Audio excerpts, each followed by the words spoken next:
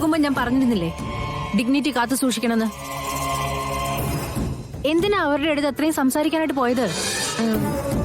അതെ, വെറുതെ ഇരുന്ന ഡിഗ്നിറ്റി കൂടുവോ? ഞാനങ്ങനെ പെരുമാറിയതുകൊണ്ട് ഗാഥമ്മയുടെ എല്ലാവർക്കും ഇഷ്ടായി എന്നല്ലേ പറഞ്ഞ. ഇനി മുതൽ വേണമെങ്കിൽ ഞാൻ മിണ്ടാതിരുന്നോളാം. മിണ്ടാതിരിക്കണം എന്നല്ല പറഞ്ഞത്. എന്തിനും ഏതിനും കേറി അഭിപ്രായം പറയുക, മറ്റുള്ളവരുടെ ഇലയെന്നെടുത്ത് ഭക്ഷണം കഴിക്കുക, എനിക്കിതൊന്നും ഇഷ്ടമല്ല.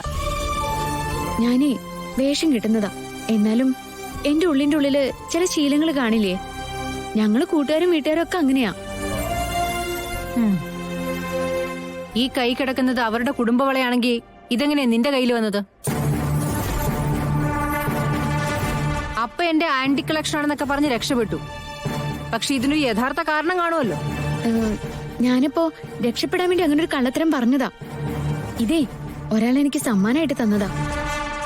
അത്രയും വലിയൊരു തറവാടിന്റെ പാരമ്പര്യമായിട്ടുള്ളൊരു വള നിനക്കാരെ സമ്മാനമായിട്ട് തരാൻ? നീ ഇതെവിടുന്ന് മോഷ്ടിച്ചതല്ലോ അല്ലേ? മോഷ്ടിച്ചും കട്ടൊക്കെ ജീവിക്കാൻ അറിയായിരുന്നെങ്കിൽ ഞാനിങ്ങനെ വേഷം കിട്ടാൻ വരുമായിരുന്നോ? അമ്മയുടെ ഓപ്പറേഷൻ ഉള്ളത് എനിക്ക് മോഷ്ടിച്ചുണ്ടാക്കിയാ പോരെ? മാഡം, എനിക്കൊരു കാര്യം പറയാനുണ്ട്. എന്താ? മാഡത്തിന്റെ മകളെ അങ്ങോട്ടേക്ക് വിവാഹം കഴിച്ച് അയക്കുമ്പോ സൂക്ഷിക്കണം കേട്ടോ. അതെ, ഞാൻ ടെറസിൽ നിന്ന് വീണതല്ല. എന്നെ കരുതി കൂട്ടി തള്ളി വീഴ്ത്തിയതാ. ആര്? ആ പെണ്ണ് തന്നെ, കീർത്തി. എന്നിട്ട് നീ ഇതെന്താ അവിടെ വെച്ച് പറയായിരുന്നത്? അത് പറഞ്ഞ എല്ലാവരുടെ മനസ്സിലും വിഷമം ഉണ്ടാവില്ലേ? ആ വീട്ടില് എല്ലാവരും നല്ലതാ, ആ നിർമ്മലയും മോളും ഒഴിച്ച്. എനിക്കിത് അന്വേഷിക്കേണ്ട കാര്യമൊന്നുമില്ല. പക്ഷേ എന്റെ അമ്മയുടെ ജീവൻ രക്ഷിക്കാൻ ഞാൻ കൈനീട്ടിയത് മാഡത്തിന്റെ മുന്നിലാ. അതിന്റെ നന്ദി ഞാൻ കാണിക്കണ്ടേ? അതുകൊണ്ട് സൂക്ഷിക്കണം മാഡം. എന്റെ സ്ഥാനത്ത് ഗാഥാമ്മയുടെ ആയിരുന്നെങ്കിൽ എന്തു സംഭവിച്ചേനെ?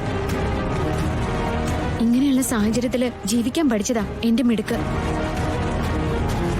പക്ഷേ അവിടെ വെച്ച ഇതറിഞ്ഞിരുന്നെങ്കിൽ ആ നിമിഷം എല്ലാം അവസാനിപ്പിച്ചു. അതെ, അവര് രണ്ടുപേരും ചെയ്ത തെറ്റിന് ആ കുടുംബത്തെ മുഴുവൻ ശിക്ഷിക്കേണ്ട കാര്യമില്ല.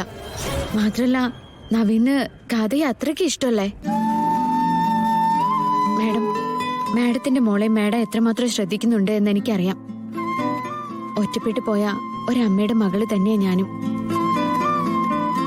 മകളെ കുറിച്ചുള്ള അമ്മയുടെ വേദന എനിക്ക് മനസ്സിലാവും.